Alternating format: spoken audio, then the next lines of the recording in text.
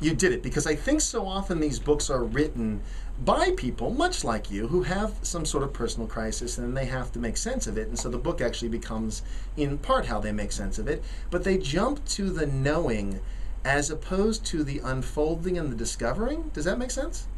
And the juice and all the beautifulness is all that vulnerability and all the fears and all the doubts that crawl in, and yet how you shift it, because it's we all have those, really, every one of us. The most successful people on the planet have those too, but it's how we deal with that little thought that starts to crawl in, and how we shift that, and how we go into a practice that we know work, or how do we declare something else or reaffirm.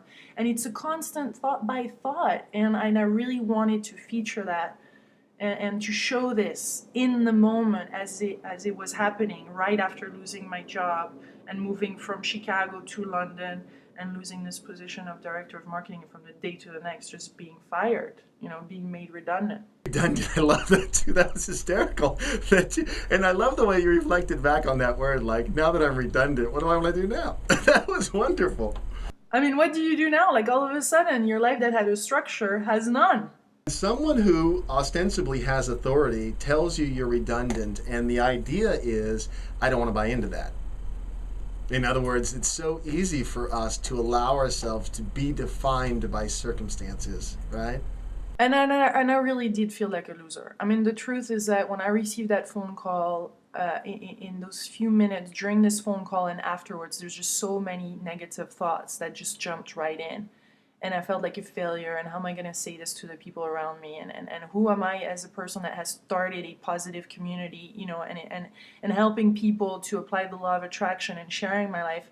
How does this actually, fit in this whole picture? And the fact that you felt like a loser, what was fascinating to me, and here's the piece, is that in spite of the fact that you felt like a loser, that's just a feeling. It isn't a reality. And in fact, feelings come through us all the time, many of which, and the feeling may not have been like a loser. That, of course, is the judgment, but that's what we do with feelings. We immediately try to figure out what they are and make up stories. I think you even said, I'm trying to remember back, but from reading it, but I want to say that, anyhow, you were careful about the story you constructed. Like, people were coming in your office and emailing you or whatever, and contacting you. And I remember you saying, like, again, if this isn't your language, forgive me, but something to the effect of, I want to be careful about the story I tell.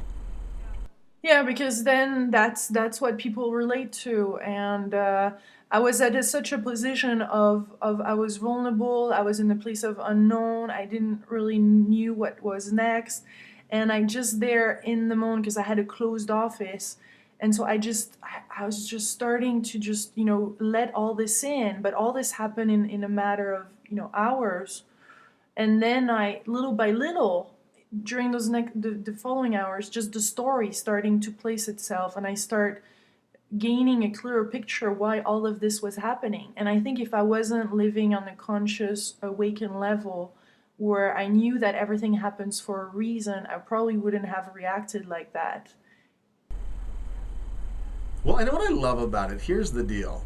There's a saying, of course, the rubber hits the road. It's the point at which something that might have started as a principle actually becomes real in the moment that you have to really live it. And that's the part about this that's so poignant, is that, look, you already had these ideas in your head, but let's be honest, they were ideas, at least to some degree. I'm sure they'd come out, they played out in various ways, of course. I mean, you took the job and you went and did this, and there were lots of leaps of faith in your life, I'm sure of, and of course you reveal those. But the point is, this moment of crisis, right? This moment of who am I now, was the rubber hit the road. It was at this moment in time that either you're living the theory in very real terms, or it's just theory.